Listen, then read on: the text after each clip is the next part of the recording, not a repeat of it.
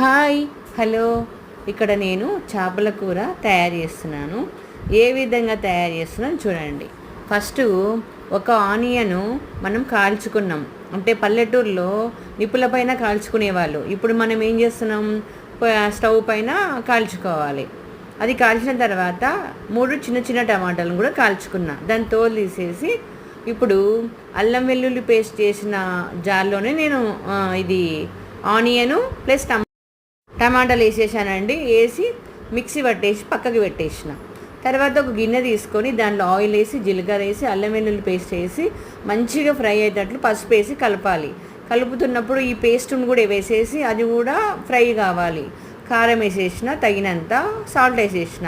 కానీ ఇక్కడనే ఉందండి, ఈ పేస్ట్ అనేది బాగా ఫ్రై కావాలి. అంటే కలర్ మొత్తం చేంజ్ కావాలి. ఇప్పుడు రెడ్ కలర్లో ఉంది కదా, అది మొత్తం బ్రౌన్ కలర్ వచ్చేటట్లు మొత్తం ఫ్రై కావాలి.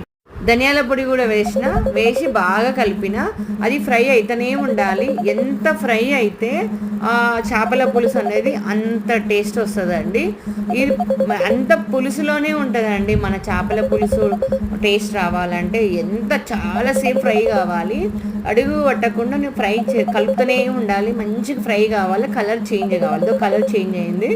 ఇక్కడ నేను చింతపండు పులుసు వేసేస్తున్నాను. చింతపండు పులుసు వేసేసి మనకు అంటే పులుపు తగినంతగా వేసుకోవాలి. ఈ పులుసు కూడా మంచిగా ఉడకాలి. ఈ పులుసు ఉడికి పైకి ఆయిల్ వచ్చినాక అప్పుడు మనం చేప ముక్కలు వేసేయాలి. చేప ముక్కలు వేసేసి మంచిగా అటు ఇటు తిప్పి పక్కన పెట్టేసుకొని లాస్ట్కు మనం కొంచెము ధనియాలు, తర్వాత మెంతులు, గసగసాలు, కొబ్బెర, లవంగాలు అన్నీ లైట్గా ఫ్రై చేసుకొని లాస్ట్కి జీలకర్ర కూడా వేసేసి అవన్నీ మిక్సీకి వేసుకోవాలి.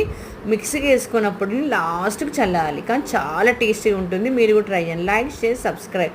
చాలా చాలా బాగుంటుంది.